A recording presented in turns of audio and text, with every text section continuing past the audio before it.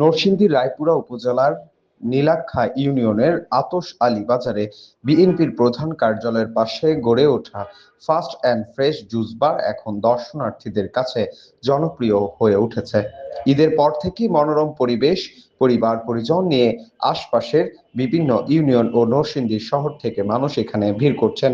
দর্শনার্থীরা জানান, জুস বারটি মানসম্মত বিভিন্ন ধরনের জুস ও খাবার পরিবেশন করা হয়, যার স্বাদ ও মান ভালো হওয়ায় এটি দ্রুত জনপ্রিয়তা পেয়েছে। জুস বারের খাবার অত্যন্ত ভালো। হয়তো সৌদি আরব থেকে প্রশিক্ষণ নিয়ে আসি এবং আমিও সৌদি আরব গেছি। কোয়ালিটিগুলা সেম সৌদি আরবের মতোই লাগছে আমার কাছে খাবারটা। আমি যে জুসটা খাইলাম, সৌদি আরব যে জুসটা খাইছি কোয়ালিটিটা ওই রকমই লাগছে।